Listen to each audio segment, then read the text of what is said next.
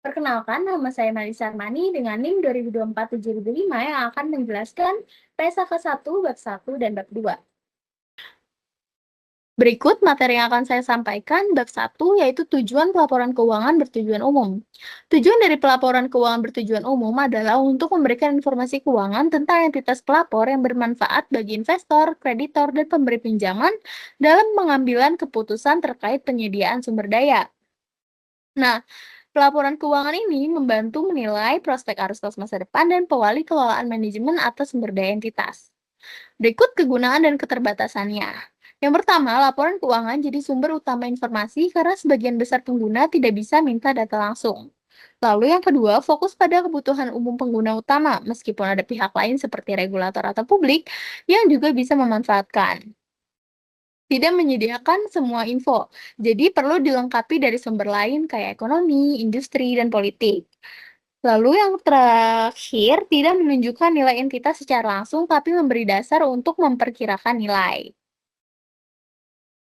Nah, berikut ini informasi apa aja sih yang disajikan. Yang pertama itu ada sumber daya ekonomi dan lain, yaitu membantu menilai likuiditas, solvabilitas, kebutuhan pendanaan, dan distribusi arus kas.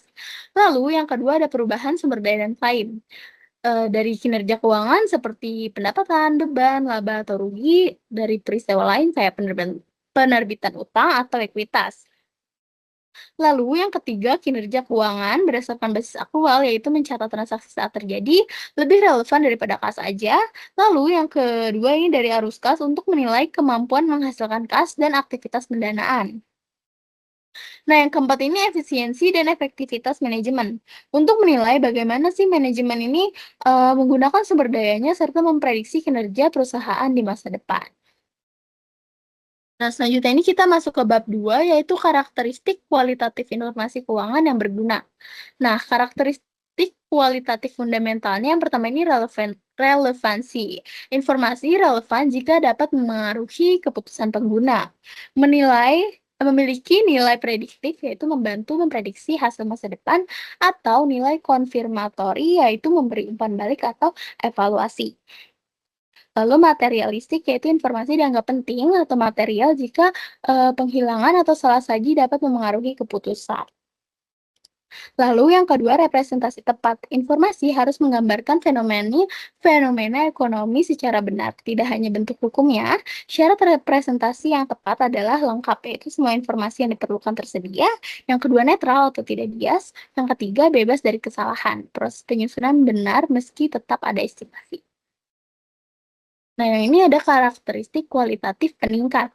Meningkatkan kegunaan informasi tapi tidak menggantikan relevansi atau representasi yang tepat. Yang pertama, keterbandingan, yaitu memudahkan membandingkan antara periode atau entitas keterverifikasian atau dapat diverifikasi secara langsung, contohnya hitung kas, atau tidak langsung, seperti cek input perhitungan. Lalu yang ketiga, ketepat waktuan.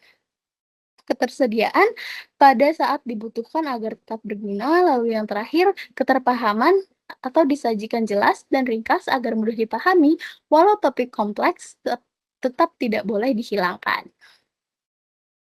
Berikut bab 3 yang akan dilanjutkan oleh teman saya.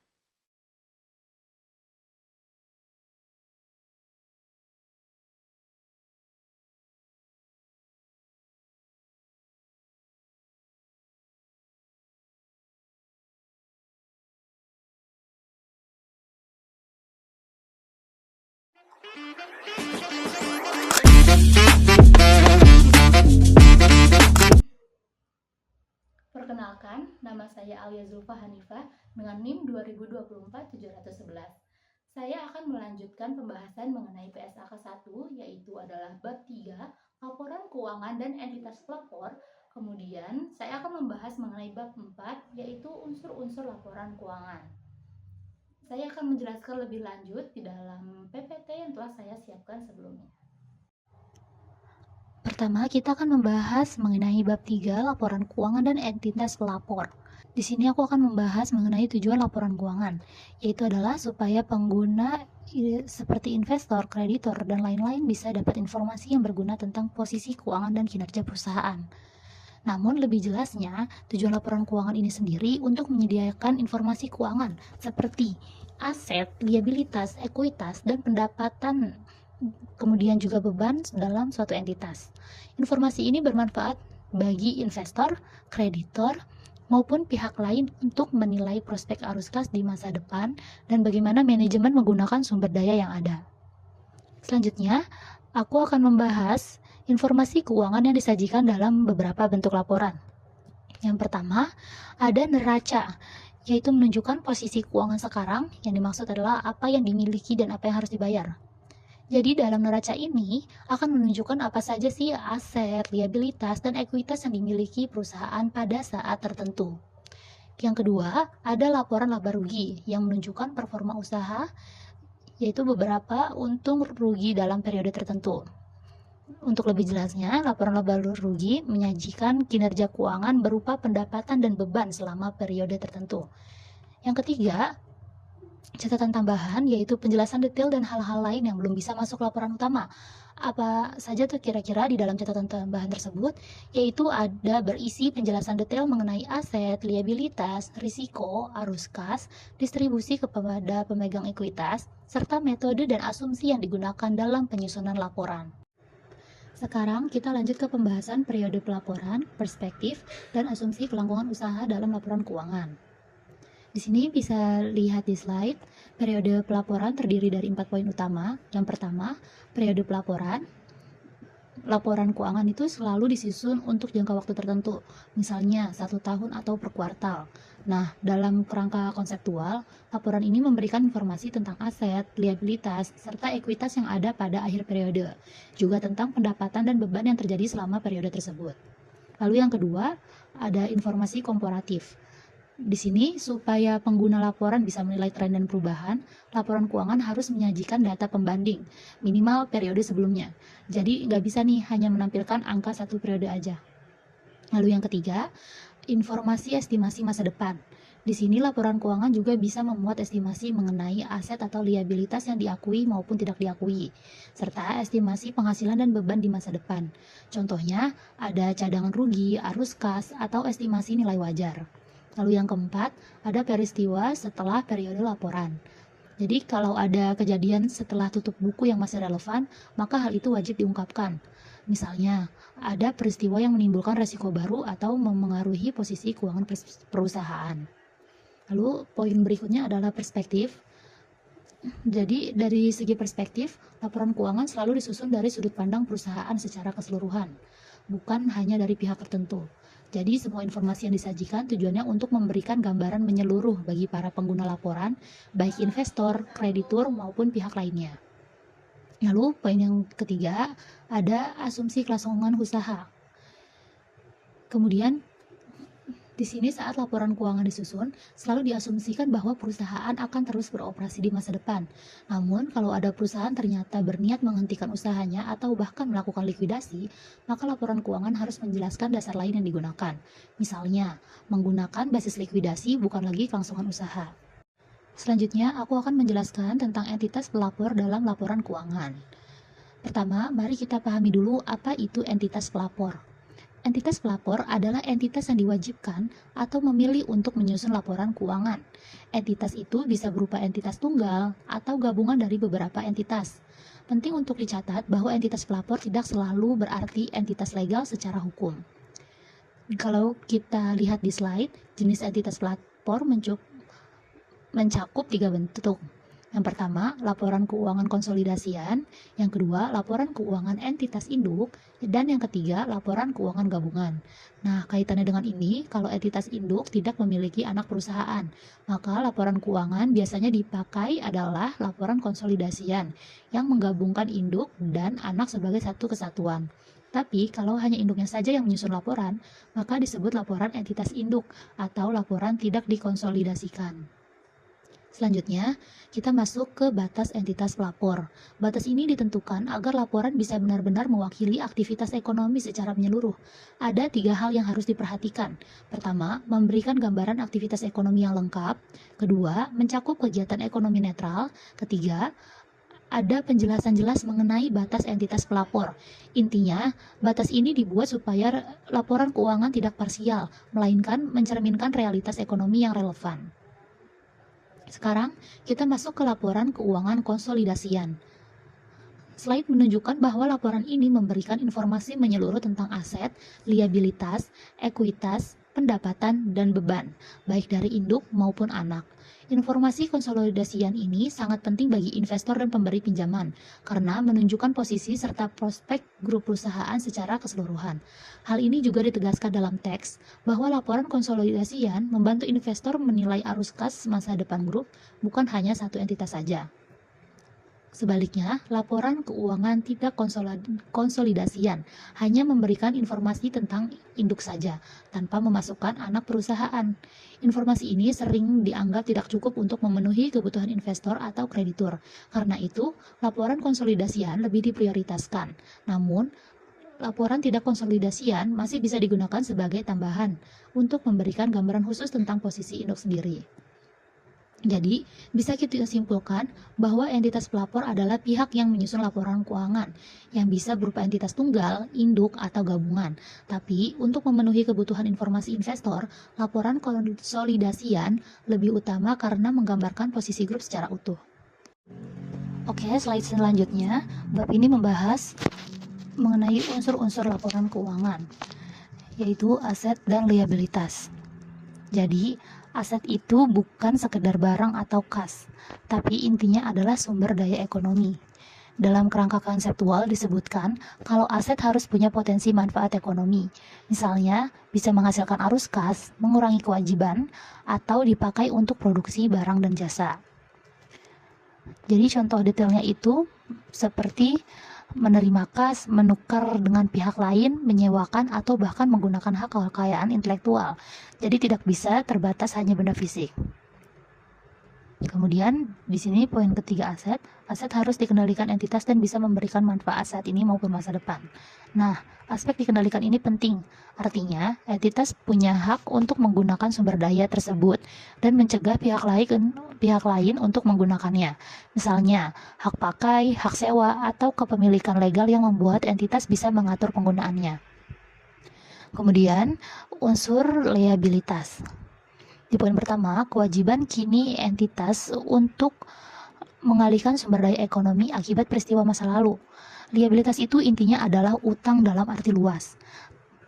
Yang dimaksud adalah kewajiban timbul karena peristiwa masa lalu, misalnya sudah menerima barang, jasa, atau menandatangani kontrak. Itu membuat entitas wajib membayar atau menyerahkan aset di masa depan. Lalu, yang poin kedua, timbul karena kontrak, hukum, kebijakan, atau praktik. Jadi, gak selalu harus lewat kontrak formal. Kadang bisa juga karena praktik bisnis yang bisa dilakukan perusahaan, atau bahkan kebijakan internal yang menimbulkan kewajiban. Lalu, poin ketiga, harus memenuhi 3 kriteria. Di antaranya yang pertama, entitas memiliki kewajiban. Kewajiban artinya ada tugas yang tidak bisa dihindari untuk membayar atau menyerahkan sesuatu. Yang kedua, kewajiban tersebut untuk mengalihkan sumber daya ekonomi, yaitu bisa berupa kas, barang, jasa, atau aset ekonomi lain. Yang ketiga, kewajiban tersebut timbul dari peristiwa masa lalu. Contohnya, setelah menerima pinjaman atau barang, maka otomatis muncul kewajiban untuk melunasi. Jadi kesimpulannya, aset adalah sumber daya ekonomi yang dimiliki entitas dan memberi manfaat di masa depan. Sedangkan liabilitas adalah kewajiban kini untuk menyerahkan sumber daya ekonomi akibat peristiwa masa lalu. Oke, kita masuk ke slide selanjutnya, yaitu adalah ekuitas. Di slide ini tertulis bahwa ekuitas adalah hak residual atas aset entitas setelah dikurangi liabilitas. Artinya, setelah semua kewajiban dibayar, sisanya menjadi milik pemegang saham. Selain itu, ekuitas tidak hanya memasuki kategori liabilitas, tapi tetap memberi klaim tertentu. Misalnya, dividen, hak suara, atau klaim saat likuidasi. Kelas ekuitas pun bisa berbeda, misalnya saham biasa dan saham preferen. Saham biasa biasanya punya hak suara, sedangkan saham preferen seringkali punya prioritas dalam pembagian dividen. Jadi, singkatnya, ekuitas mencerminkan kepemilikan dan hak yang melekat pada para pemegang saham. Selanjutnya adalah penghasilan. Di slide dituliskan bahwa penghasilan adalah peningkatan aset atau penurunan liabilitas yang meningkatkan ekuitas selain dari kontribusi pemegang saham. Contohnya adalah penjual barang atau jasa dan juga pendapatan bunga dan lain-lain. Perlu diingat, kontribusi pemegang saham bukan penghasilan dan pembagian dividen bukan beban. Jadi penghasilan inilah yang menjadi sumber utama peningkatan ekuitas perusahaan di luar modal yang ditanamkan pemegang saham. Oke, slide selanjutnya aku akan membahas mengenai beban. Di slide, beban dijelaskan sebagai penurunan aset atau peningkatan liabilitas yang mengurangi ekuitas selain distribusi ke pemegang saham. Contoh nyatanya adalah biaya operasional, gaji, depresiasi, dan lain-lain. Jadi, bisa kita simpulkan bahwa beban ini merupakan pengeluaran rutin atau biaya yang timbul dalam menjalankan aktivitas usaha dan dampaknya adalah mengurangi ekuitas perusahaan. Lalu, ada beberapa prinsip penting yang perlu kita pahami. Pertama, prinsip pengendalian. Artinya, entitas harus benar-benar bisa mengarahkan penggunaan aset untuk memperoleh manfaat. Yang kedua, unit akun, yaitu aset atau liabilitas dapat diakui secara individual atau dalam kelompok, tergantung mana yang lebih relevan untuk informasi laporan keuangan. Yang ketiga, kontrak eksekutori, yaitu kontrak yang hak dan kewajibannya masih seimbang, karena antara hak dan kewajibannya belum ada yang terpenuhi.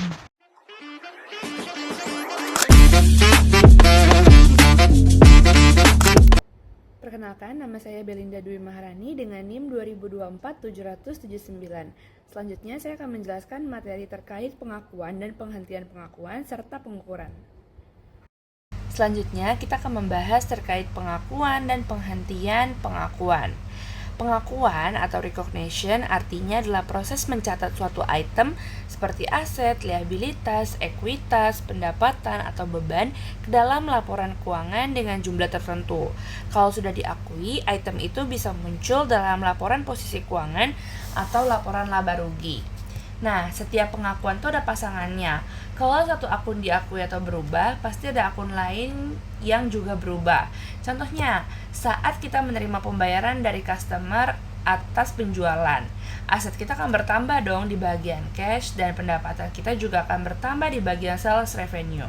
Nah, intinya pengakuan itu soal kapan dan bagaimana suatu transaksi dimasukkan ke laporan keuangan dengan nilai yang sesuai dan selalu melibatkan perubahan di lebih dari satu akun. Selanjutnya adalah kriteria pengakuan. Bagaimana sih kriteria pengakuan dalam laporan keuangan? Pertama, nggak semua item bisa langsung dicatat dalam laporan keuangan. Biasanya hanya item yang memenuhi definisi aset, liabilitas, atau ekuitas yang boleh masuk ke laporan posisi keuangan. Sedangkan untuk laporan laba rugi hanya yang memenuhi definisi pendapatan atau beban saja yang bisa diakui. Tapi walaupun sudah masuk ke dalam definisi tersebut juga belum tentu langsung diakui karena ada dua syarat utama. Pertama, informasi yang dihasilkan itu harus relevan dan bermanfaat bagi pengguna laporan keuangan. Yang kedua, informasi tersebut harus bisa mempresentasikan dengan tepat kondisi sebenarnya. Selain itu, kita juga perlu mempertimbangkan biaya dan manfaatnya. Mengakui suatu aset atau liabilitas pastikan ada biayanya. Jadi pengakuan hanya dilakukan kalau manfaat informasinya lebih besar daripada biayanya. Karena setiap situasi berbeda, maka keputusan untuk mengakui atau tidaknya itu sering memerlukan pertimbangan profesional. Kadang kalau itemnya nggak diakui sebagai aset atau liabilitas, tetap bisa diberikan informasi tambahan di catatan atas laporan keuangan supaya tetap transparan. Jadi, kriteria pengakuan itu bukan hanya soal definisi, tapi juga soal kegunaan informasi, ketepatan penyajian, dan keseimbangan antara manfaat dengan biaya. Nah, salah satu yang harus diperhatikannya juga adalah relevansi. Informasi tentang aset, liabilitas, ekuitas, pendapatan, dan beban itu kan penting banget. Tapi nggak semua itemnya yang ada langsung relevan untuk dicatat. Misalnya kalau kita nggak yakin nih apakah aset atau liabilitas itu benar-benar ada, atau kalau kemungkinan arus kas yang masuk atau yang keluar itu sangat kecil, maka pencatatannya bisa jadi tidak bermanfaat. Ada ketidakpastian eksistensi. Nah, penting dicatat bahwa ketidakpastian itu tidak otomatis membuat informasi jadi tidak relevan. Kadang kita perlu mempertimbangkan kombinasi faktor lain juga. Jadi keputusan pengakuan tidak hanya dilihat dari satu hal saja. Contohnya gini, kalau sebuah perusahaan sedang terlibat dalam kasus hukum, ada kemungkinan perusahaan tersebut harus bayar denda. Nah, kalau masih sangat tidak pasti hasilnya, mencatat jumlah tertentu sebagai liabilitas justru bisa akan menyesatkan bagi pembaca laporan keuangan. Tapi tetap aja perusahaan wajib memberikan informasi penjelasan di catatan laporan keuangan agar pengguna tetap tahu bahwa ada ketidakpastian yang mungkin akan terjadi di masa depan. Selanjutnya adalah probabilitas rendah arus masuk atau arus keluar dari manfaat ekonomi. Kadang sebuah aset atau liabilitas bisa muncul meskipun kemungkinan manfaat ekonominya sangat kecil.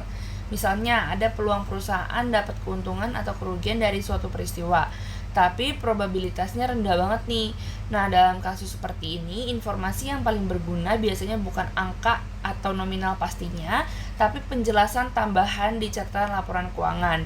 Misalnya, berapa besar sih kemungkinan arus kas yang akan masuk, terus kapan bisa terjadinya ada arus kas masuk, terus apa faktor yang mempengaruhinya. Tapi ada juga kondisi di mana tetap mencatatnya di laporan utama bisa lebih relevan. Misalnya, kalau aset atau liabilitas muncul dari transaksi pertukaran di pasar, biasanya nilainya udah mencerminkan resiko tersebut, sehingga bisa diakui. Tapi kalau muncul dari peristiwa lain, bukan transaksi, pengakuannya bisa menyesatkan karena peluang terjadinya sangat kecil. Selain relevansi, sebuah item juga harus punya representasi yang tepat. Artinya, catatan itu benar-benar menggambarkan kondisi aset, liabilitas, atau dampaknya pada penghasilan, beban, dan ekuitas. Kalau tingkat ketidakpastiannya terlalu tinggi, kadang sulit mencatat dengan tepat, sehingga lebih aman dijelaskan di catatan tambahan. Selanjutnya adalah penghentian pengakuan. Penghentian pengakuan adalah penghapusan seluruh atau sebagian aset maupun liabilitas dari laporan posisi keuangan sebuah entitas. Artinya, suatu aset atau utang yang tadinya tercatat di laporan keuangan bisa saja dihapus jika sudah tidak memenuhi definisi aset atau liabilitas. Kapan hal ini bisa terjadi? Untuk aset, biasanya dihentikan pengakuannya ketika perusahaan sudah tidak punya pengendalian lagi atas aset tersebut. Misalnya, kalau aset tersebut dijual atau dialihkan ke pihak yang lain. Kalau untuk liabilitas, penghentian pengakuannya terjadi ketika perusahaan tidak lagi memiliki kewajiban untuk membayar utang tersebut. Misalnya kalau utangnya sudah dilunasi atau dibebaskan. Lalu apa sih tujuan dari aturan ini? Nah, tujuannya adalah untuk memberikan gambaran yang tepat terkait aset dan liabilitas yang masih dipertahankan setelah suatu transaksi. Perubahan dalam aset dan liabilitas akibat adanya transaksi atau peristiwa tertentu. Nah, gimana cara mencapai tujuan itu? Hal ini bisa dilakukan dengan 3 langkah. Pertama, menghapus aset atau liabilitas yang sudah kadaluarsa, sudah dipenuhi atau sudah dialihkan, lalu mengakui pendapatan atau beban yang muncul dari transaksi tersebut. Yang kedua, melanjutkan pengakuan untuk aset atau liabilitas yang masih dipertahankan. Bagian ini disebut komponen yang dipertahankan atau diperlakukan sebagai unit terpisah. Yang ketiga, jika perlu perusahaan juga bisa menyajikan komponen yang dipertahankan secara terpisah di laporan posisi keuangan, menyajikan pendapatan atau beban yang muncul dari penghentian pengakuan secara terpisah di laporan laba rugi, memberikan informasi tambahan sebagai penjelasan. Jadi, penghentian pengakuan dilakukan supaya laporan keuangannya tetap relevan, akurat, dan mencerminkan kondisi yang sebenarnya telah terjadi dari suatu transaksi. Tapi kadang ada kondisi di mana secara formal terlihat seolah-olah perusahaan tuh udah mengalihkan aset atau liabilitasnya. Tetapi sebenarnya aset atau liabilitas tersebut masih menjadi milik atau tanggungan perusahaan. Contohnya ada 2. Pertama, jika perusahaan mengalihkan aset tetapi masih menanggung resiko atau manfaat ekonominya dalam jumlah yang signifikan. Misalnya, perusahaan masih bisa memperoleh keuntungan besar atau menanggung kerugian besar dari aset tersebut. Itu berarti pengendaliannya belum benar-benar lepas. Nah, yang kedua, jika aset sudah dialihkan ke pihak yang lain tapi pihak tersebut hanya bertindak sebagai agen. Artinya, pihak menerima hanya memegang aset untuk kepentingan perusahaan, sehingga perusahaan tetap dianggap mengendalikan aset tersebut. Karena itu, dalam kasus seperti ini, penghentian pengakuan itu tidak tepat. Kenapa? Karena tujuan utamanya yaitu memberikan gambaran yang akurat tentang aset, liabilitas, dan perubahan yang terjadi tidak akan pernah tercapai. Terus gimana kalau misalnya entitasnya memang sudah tidak lagi memiliki aset atau liabilitas yang dialihkan? Nah, dijelaskan bahwa penghentian pengakuan biasanya mencerminkan kondisi yang benar. Tapi ada situasi di mana penghentian pengakuan bisa menimbulkan gambaran yang salah, seolah-olah posisi laporan keuangan berubah jauh lebih besar dari kenyataannya. Menekankan bahwa tidak semua pengalihan otomatis berarti penghentian pengakuan.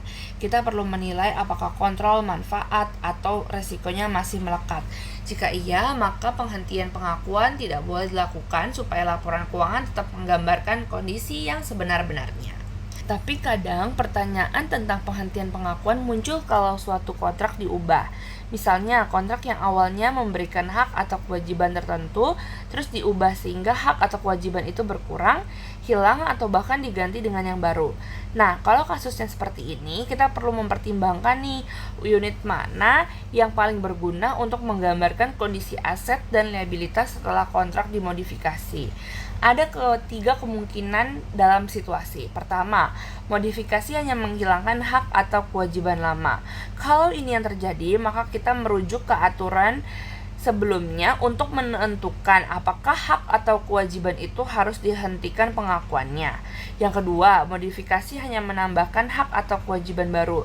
Nah, dalam hal ini kita perlu memutuskan apakah hak atau kewajiban tambahan itu berdiri sebagai aset atau liabilitas baru yang terpisah, atau dianggap sebagai bagian dari unit akun yang sudah ada. Yang ketiga, modifikasi menghapus hak atau kewajiban lama sekaligus menambahkan yang baru. Untuk kasus seperti ini, kita harus melihat dampak terpisah dan gabungan dari perubahan kontrak. Kalau perubahan kontrak sangat signifikan, maka bisa dianggap bahwa kontrak lama digantikan oleh kontrak baru. Terus juga situasi seperti ini tuh memungkinkan perusahaan untuk menghentikan pengakuan aset atau liabilitas lama dan mengakui aset atau liabilitas yang baru. Jadi ketika kontrak dimodifikasi, kita harus menilai nih apakah modifikasi itu sekedar mengurangi, menambah, atau mengganti hak dan kewajiban yang ada. Terus catat sesuai kondisi yang paling mencerminkan substansi transaksi. Selanjutnya kita membahas terkait pengukuran. Pengukuran adalah proses menentukan jumlah uang untuk mengakui dan menyajikan suatu pos dalam laporan keuangan. Tujuannya memberikan dasar yang konsisten, dapat dibandingkan, dan andal bagi pengguna laporan. Penting untuk memastikan nilai yang dilaporkan relevan dengan kondisi ekonomi aktual. Nah, dalam dasar pengukuran itu ada 5. Pertama, biaya historis. Yang kedua, nilai kini. Ketiga, nilai wajar. Keempat, nilai pakai dan pemenuhan. Dan yang kelima, biaya kini. Untuk biaya historis, kita perlu tahu cara menerapkan biaya historis untuk aset atau liabilitas keuangan, yaitu dengan menghitung pada biaya perolehan diamortisasi. Artinya, nilai aset atau liabilitas keuangan dihitung berdasarkan estimasi arus kas masa depan yang didiskontokan dengan tingkat bunga saat awal pengakuan. Seiring waktu, nilai tersebut diperbarui untuk mencerminkan perubahan, misalnya bunga yang diakui, penurunan nilai aset, atau penerimaan dan pembayaran.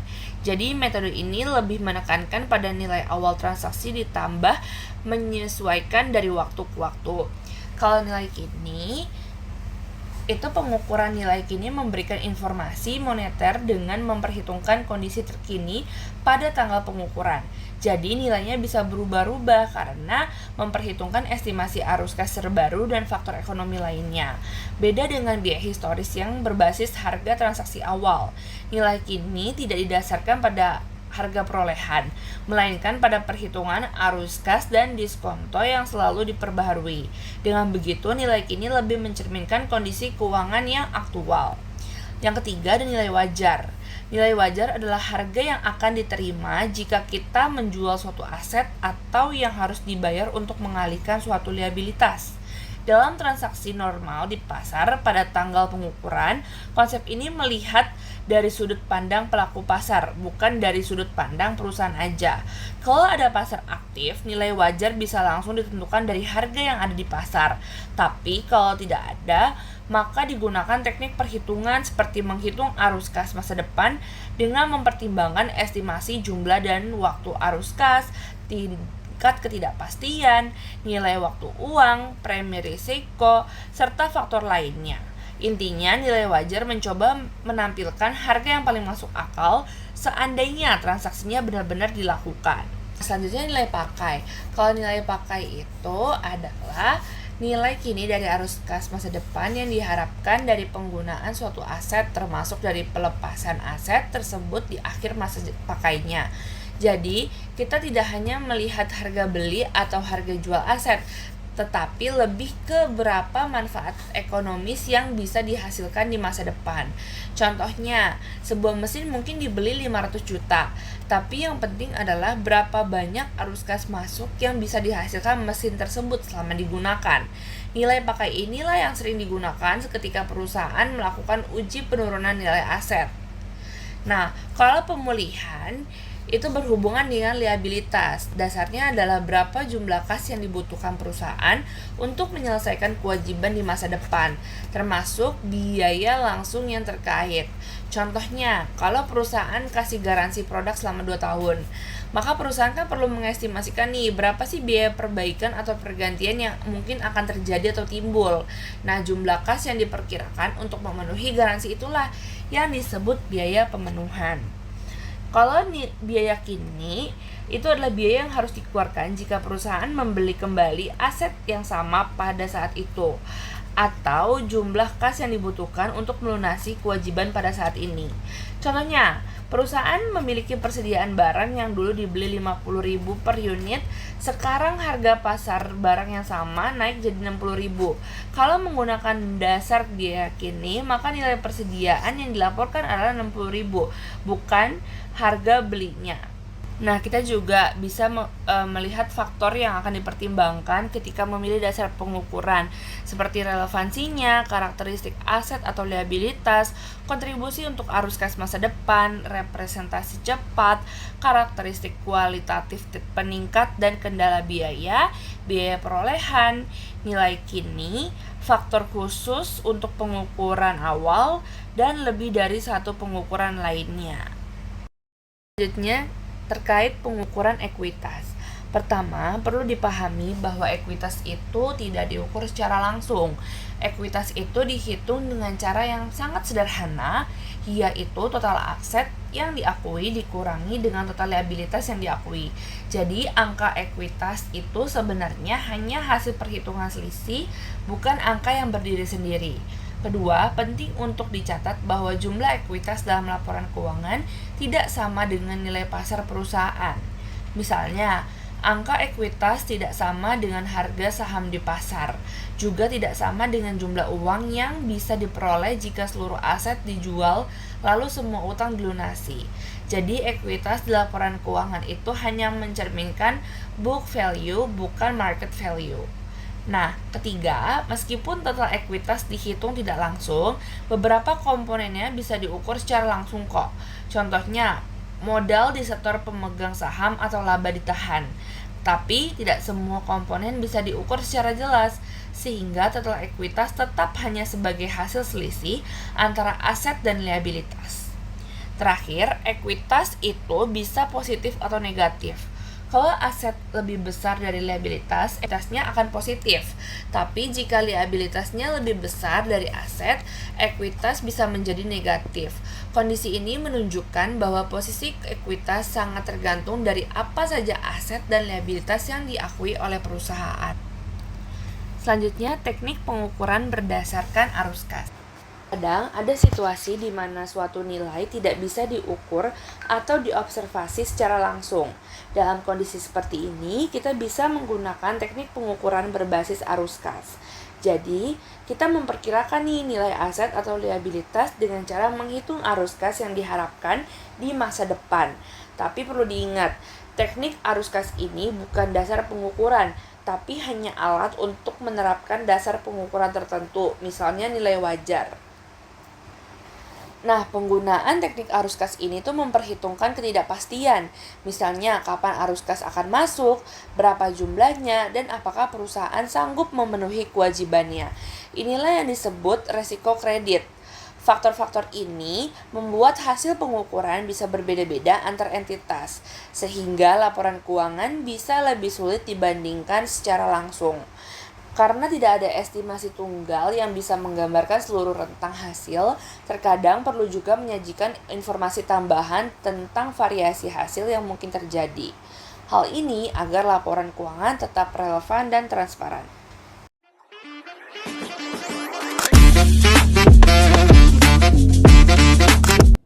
Melanjutkan pembahasan yang sebelumnya, saya Jian Hanifah Takia Pamungkas dengan NIM 2024-778 akan menyampaikan isi dari bab 7 yang berjudul Penyajian dan Pengungkapan. Selanjutnya adalah penyajian dan juga pengungkapan. Yang pertama adalah penyajian dan pengungkapan sebagai alat komunikasi.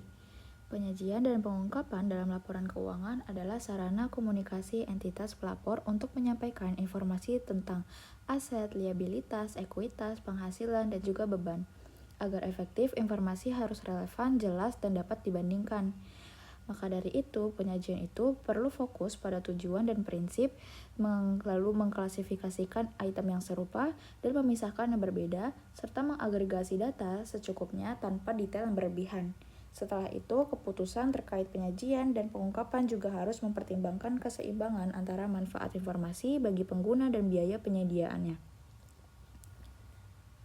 Lalu adalah tujuan dan prinsip penyajian dan pengungkapan. Untuk mencapai komunikasi informasi yang efektif, standar laporan keuangan harus seimbang antara fleksibilitas bagi entitas dalam menyajikan informasi yang relevan dan kewajiban untuk menjaga keterbandingan antar periode maupun antar entitas. Tujuan penyajian dan pengungkapan membantu entitas memilih informasi yang berguna dan cara terbaik penyampaikannya. Prinsip yang perlu diperhatikan adalah mengutamakan informasi yang spesifik pada entitas, bukan deskripsi umum yang klise, dan menghindari duplikasi informasi yang dapat mengurangi keterpahaman pelaporan. Selanjutnya adalah klasifikasi. Klasifikasi itu berarti mengkelompokkan aset, liabilitas, ekuitas, penghasilan, dan juga beban berdasarkan karakteristiknya, yaitu sifat, fungsi, atau cara pengukurannya. Tujuannya agar informasi itu jadi lebih jelas, relevan, dan dapat dibandingkan. Nah, yang pertama adalah aset dan liabilitas. Aset dan liabilitas itu bisa dipisahkan menjadi komponen yang berbeda agar informasinya itu lebih berguna. Contohnya itu seperti adanya aset lancar dan aset tidak lancar, maupun liabilitas yang lancar maupun liabilitas yang tidak lancar. Lalu setelah itu bisa dilakukan saling hapus atau offsetting yang umumnya itu tidak tepat karena bisa mengaburkan informasi.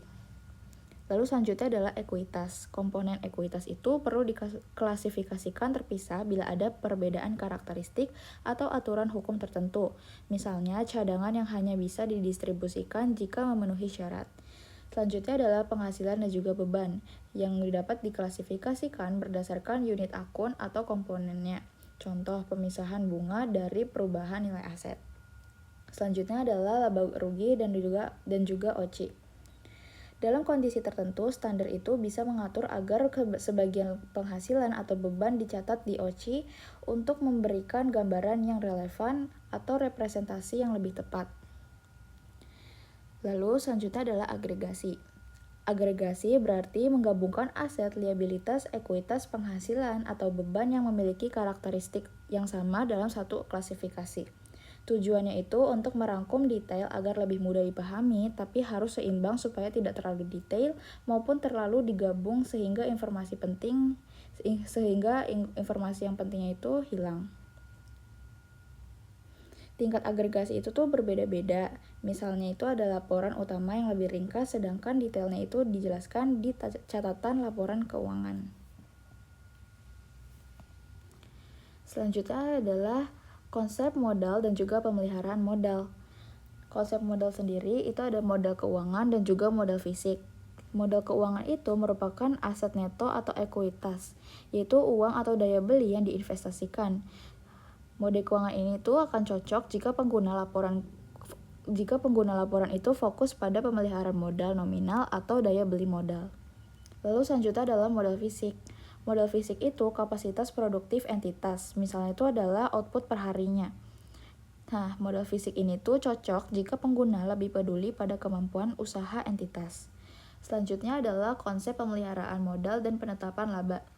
Pemeliharaan modal keuangan itu terjadi apabila laba itu jika aset neto akhirnya lebih besar daripada aset neto awal setelah distribusi dan kontribusi pemilik. Nah, ini tuh bisa diukur dalam nominal, yaitu saat kenaikan harga aset dihitung laba tapi baru diakui saat dilepas, atau daya beli yang konstan, yaitu hanya saat kenaikan nilai yang melebihi inflasi itu dianggap laba, dan sisanya itu penyesuaian modal terhadap ekuitas. Selanjutnya adalah pemeliharaan modal fisik.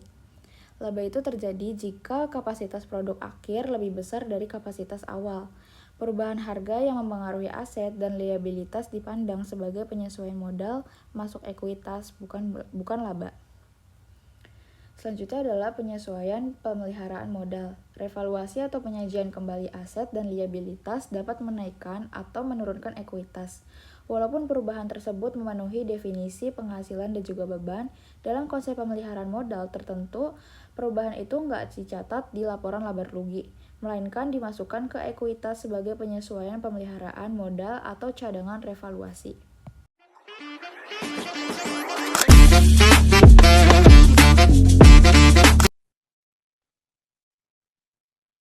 Di sini saya akan melanjutkan pembahasan materi dari rekan saya sebelumnya. Saya selaku Maisa Putri dengan NIM 2024-70103 akan menjelaskan terkait materi perbedaan IFRS. Jadi di sini saya akan membahas terkait perbedaan IFRS, yang dimana PSAK 1 itu adalah standar akuntansi di Indonesia yang mengatur bagaimana laporan keuangan harus disajikan.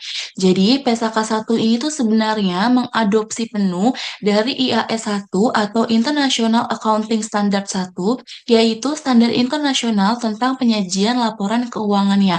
Tapi ternyata ada beberapa pengecualian atau penyesuaian agar sesuai dengan kondisi yang ada di Indonesia.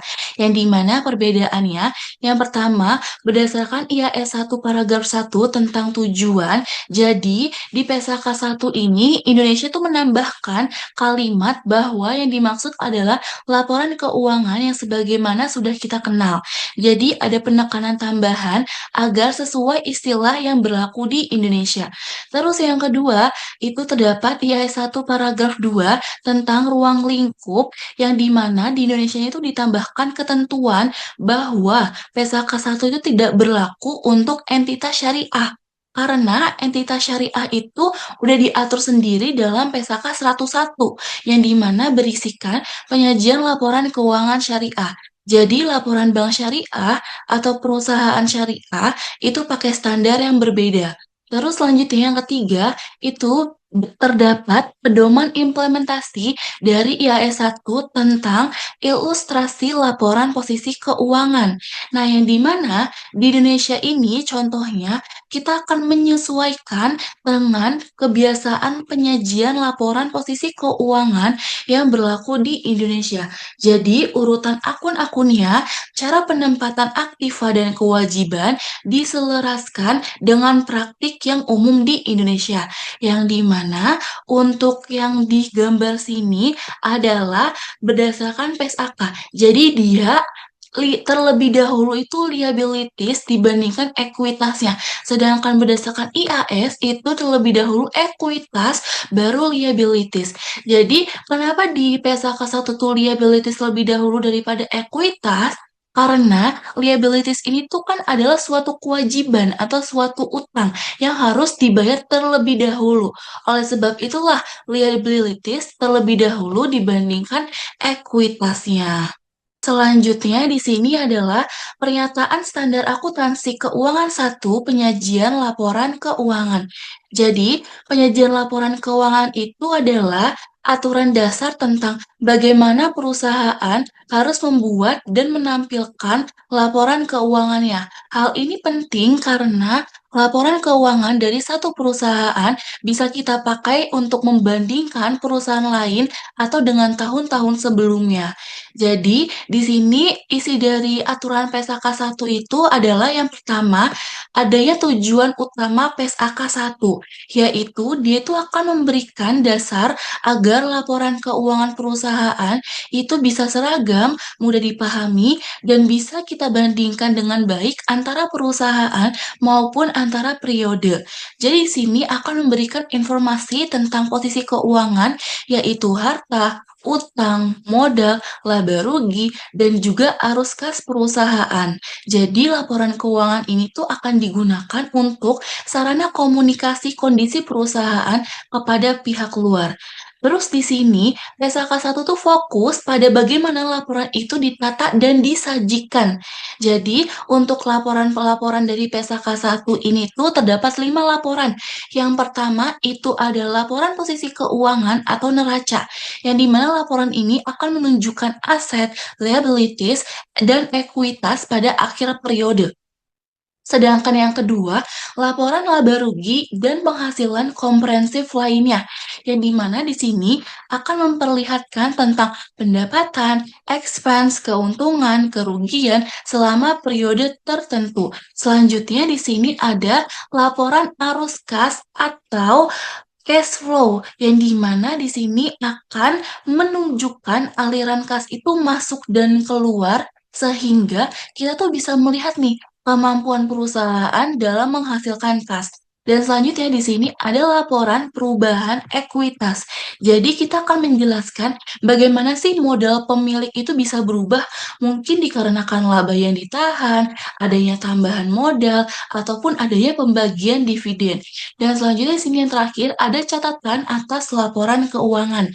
Jadi di sini berisikan penjelasan tambahan mengenai kebijakan akuntansi, rincian angka-angka, ataupun informasi lainnya yang penting. Di sini, laporan keuangan itu tanggung jawabnya itu dari manajemen. Jadi manajemenlah yang akan menyusun dan memastikan laporan itu sesuai sama aturannya. Jadi tugas itu bukan berdasarkan dari auditor. Auditor itu tugasnya hanya memeriksa kewajaran laporan tersebut, bukan untuk menyusun laporan keuangannya. Dan juga laporan ini disusun berdasarkan basis akrual. Jadi basis akrual itu pendapatan dan expense itu diakui pada saat terjadi, bukan pada saat kas itu masuk atau keluarnya. Dan juga laporan itu harus disajikan minimal sekali dalam setahun. Nah, selanjutnya di sini PSAK 1 tuh menjelaskan tentang penghasilan komprehensif lainnya. Jadi, hal-hal yang mempengaruhi modal, tapi bukan dari laba rugi langsung, melainkan dari hal-hal yang bisa mempengaruhi ekuitas pemilik. Di sini penghasilan komprehensif lainnya itu ada 5. Yang pertama itu ada selisih kurs. Jadi ini tuh bisa terjadi kalau semisalkan laporan keuangan itu dalam mata uang asing. Terus yang kedua, adanya keuntungan revaluasi aset. Yang ketiga, perubahan nilai wajar investasi. Yang keempat, keuntungan atau rugi non-trading security, dan yang kelima adanya keuntungan atau kerugian aktuaria. Si aset, yang ketiga perubahan nilai wajar investasi, yang keempat keuntungan atau rugi non-trading security, dan yang kelima adanya keuntungan atau kerugian aktuaria. Di sini kita akan membahas yang pertama, karakteristik umum laporan keuangan. Jadi, yang pertama ini, laporan keuangan itu akan disusun secara basis akrual. Jadi, sudah dijelaskan juga di sebelumnya bahwa basis akrual ini adalah pendapatan dan juga beban akan diakui pada saat terjadi, bukan pada saat kas itu masuk dan keluarnya. Terus yang kedua, penyusunan menggunakan asumsi kelangsungan usaha atau going concern. Jadi maksudnya di sini adalah perusahaan itu akan dianggap tetap beroperasi di masa depan, yang dimana manajemen ini harus menilai kemampuan entitas untuk mempertahankan kelangsungan usahanya saat menyusun laporan keuangan. Jadi, jika ada keraguan signifikan, manajemen itu harus mengungkapkan ketidakpastian tersebut. Terus selanjutnya yang ketiga, disajikan secara wajar sesuai dengan standar akuntansi keuangan atau SAK, yang dimana di sini menyebutkan secara eksplisit kepatuhan terhadap SAK dan juga memberikan pemahaman yang salah atau kondisi yang jarang terjadi yang tidak sesuai dengan PSAK-nya. Yang terakhir, itu ada laporan keuangan. Jadi, juga harus kita bandingin nih dengan periode sebelumnya supaya pengguna tuh bisa menilai bahwa kinerja perusahaan dari waktu ke waktu itu bagaimana, apakah bagus ataupun sebaliknya. Selanjutnya di sini ada pentingnya laporan keuangan. Jadi, dengan adanya laporan keuangan, kita kalau semisalkan mau menggunakan laporan keuangan, itu kita bisa pakai. Yang pertama, kita bisa menilai nih posisi keuangannya terkait tentang aset, utang, modal. Terus yang kedua, kita bisa menilai atau melihat hasil kinerjanya. Apakah perusahaan itu mengalami untung atau rugi? Yang ketiga, kita bisa mengetahui kemampuan perusahaan dalam menghasilkan kas. Dan yang keempat, kita bisa membuat keputusan ekonomi yang lebih baik, misalnya untuk investasi, pemberian pinjaman, ataupun kebijakan manajemen. Selanjutnya di sini ada perubahan kebijakan akuntansi, perubahan estimasi akuntansi, dan koreksi kesalahan. Yang dimana yang pertama ini ada penyajian komparatif. Jadi laporan keuangan harus bisa kita bandingkan dari tahun ke tahun. Hal ini tujuannya agar pengguna laporan tuh bisa melihat nih tren dan perubahan kinerja perusahaan. Jadi setiap tahun perusahaan itu harus menyertakan data tahun lalu sebagai pembanding. Selanjutnya yang kedua, di sini ada perubahan kebijakan akuntansi, yang dimana jika perusahaan itu mengubah cara pencatatan akuntansinya, misalnya dari metode A terus berubah ke metode B. Nah, perusahaan ini harus diterapkan secara retrospektif. Jadi maksudnya itu adalah laporan keuangan tahun lalu harus diubah dan disajikan ulang seolah-olah kebijakan baru tuh sudah dipakai sejak awal. Nah, hal ini penting agar pembandingan antara tahun itu tetap valid. Terus yang ketiga, ini tuh ada koreksi kesalahan. Jadi jika ada kesalahan material dari laporan tahun sebelumnya, perusahaan juga harus mengoreksi secara retrospektif. Jadi laporan tahun lalu harus disajikan ulang dengan angka yang sudah benar. Selanjutnya yang keempat, di sini ada perubahan estimasi akuntansi. Nah, hal ini berbeda. Jadi perubahan estimasi, jadi maksudnya itu seperti kita tuh memperkirakan ulang nih masa manfaat aset, yang dimana tidak perlu mengubah laporan tahun lalu atau laporan tahun sebelumnya.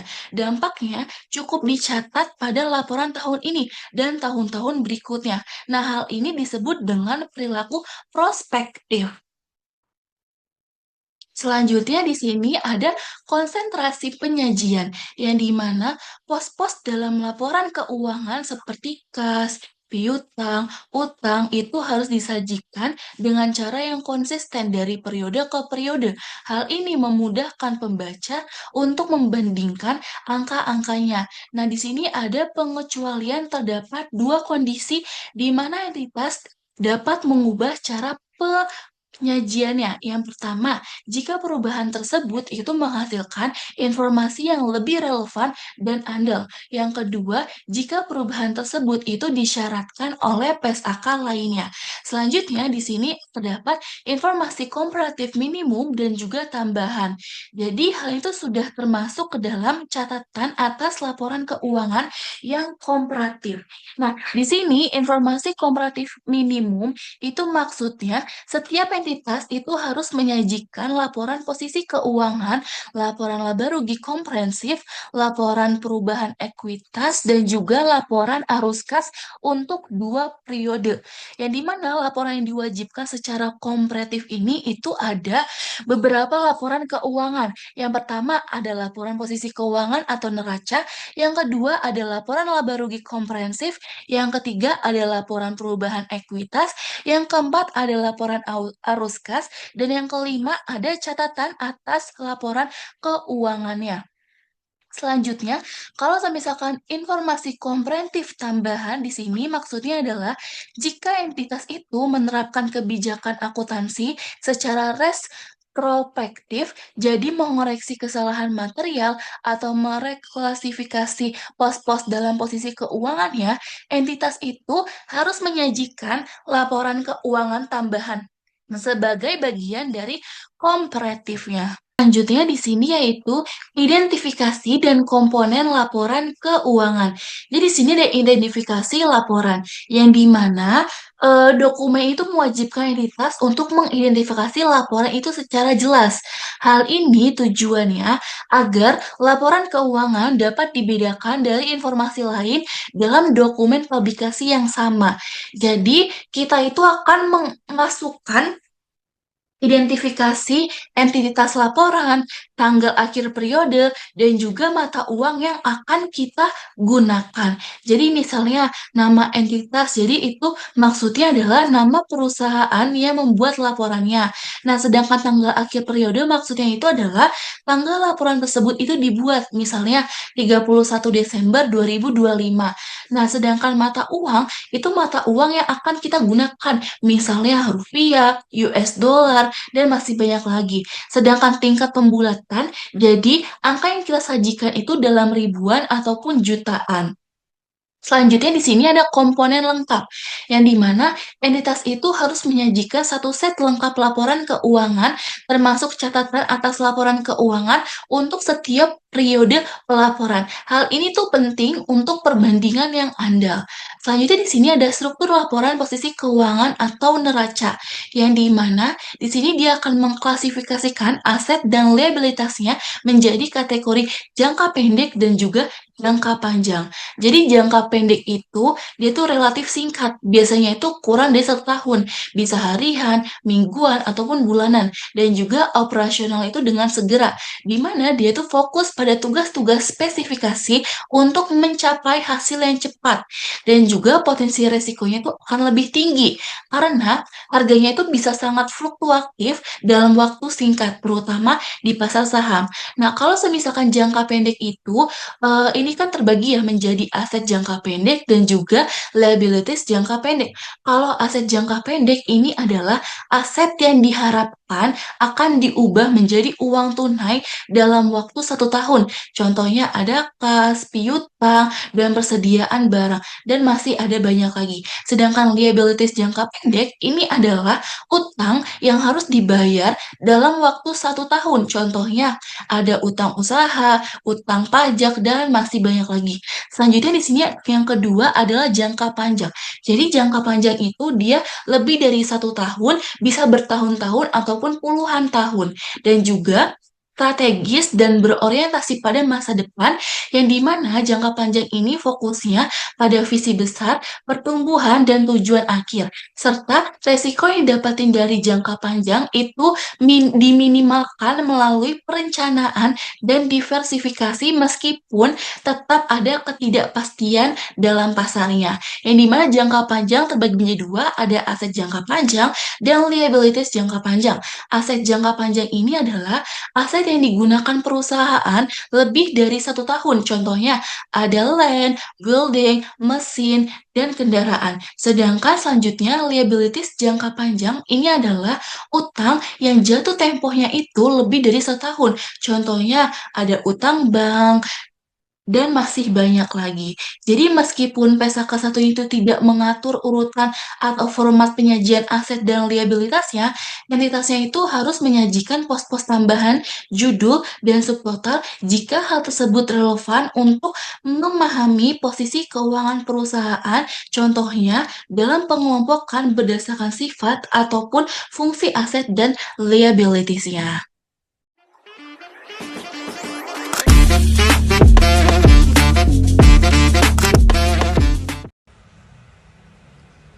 Saya akan melanjutkan pemaparan materi yang sudah teman saya jelaskan sebelumnya terkait laporan laba rugi. Untuk lebih detailnya, saya akan jelaskan di slide PPT yang sudah saya siapkan. Di sini saya akan menjelaskan terkait laporan laba rugi. Jadi, laporan arus kas menurut PSAK itu penting banget karena bisa nunjukin apakah perusahaan punya kemampuan buat menghasilkan uang tunai dan juga buat apa uang itu dipakai. Makanya di dalam catatan laporan keuangan biasanya dijelasin lebih detail tentang dasar penyusunan laporan dan juga kebijakan akuntansi yang dipakai. Tujuannya supaya orang yang baca laporan tidak bingung, bisa ngerti alurnya, dan gampang kalau mau bandingin laporan tahun ini dan tahun sebelumnya. Di sini catatan atas laporan keuangan terdiri dari 3 bagian. Yang pertama, menyajikan informasi tentang dasar penyusunan laporan keuangan dan kebijakan akuntansi yang spesifik. Yang kedua, mengungkapkan informasi yang disyaratkan oleh SAK yang tidak disajikan di bagian lain. Yang ketiga, menyediakan informasi yang relevan tidak disajikan di bagian manapun dalam laporan keuangan. Selanjutnya, ada pengungkapan kebijakan akuntansi dan sumber ketidakpastian estimasi. Nah, di bagian ini perusahaan harus cerita dengan jujur dasar pengukuran apa sih yang dipakai. Misalnya, apakah nilai aset yang dicatat pakai harga waktu dibeli, seperti biaya histori atau nilai yang sekarang. Nilai wajar, kalau ada pilihan metode sesuai aturan SAK, perusahaan juga wajib bilang dia pilih cara yang mana. Selain itu, manajemen juga perlu kasih penjelasan nih tentang pertimbangan yang mereka ambil dalam menentukan kebijakan itu. Contohnya, kapan sebuah pendapatan dianggap sah kalau masuk laporan, atau kapan resiko sesuatu aset dianggap pindah ke pihak lain. Yang gak kalah pentingnya, perusahaan juga harus buka-bukaan soal hal yang masih sifatnya estimasi, alias perkiraan. Karena ada hal-hal yang tidak pasti di masa depan, misalnya umur pakai aset, berapa lama mesin bisa dipakai, nilai persediaan, kewajiban pensiun karyawan, bahkan hasil dari kasus hukum. Semuanya itu nggak bisa pasti, dan kalau perkiraannya berubah, bisa ngaruh banget nih ke jumlah aset atau kewajiban di laporan keuangan. Jadi, entitas pengungkapan asumsi mengenai masa depan dan sumber utama ketidakpastian estimasi itu terdapat di PAR 125. Nah, yang pertama itu penentuan jumlah tercatat aset dan liabilitas. Liabilitas memerlukan estimasi dampak ketidakpastian atas peristiwa masa depan yang tercatat pada PAR 126. Yang kedua, estimasi mensyaratkan pertimbangan manajemen yang sulit, subjektif, atau kompleks yang terdapat di PAR 127. Selanjutnya ada modal dan pengungkapan lainnya. Nah, kalau modal sendiri ini juga wajib dijelasin. Kenapa? Karena dari situ orang bisa tahu nih strategi perusahaan buat jaga-jaga kelangsungan hidupnya.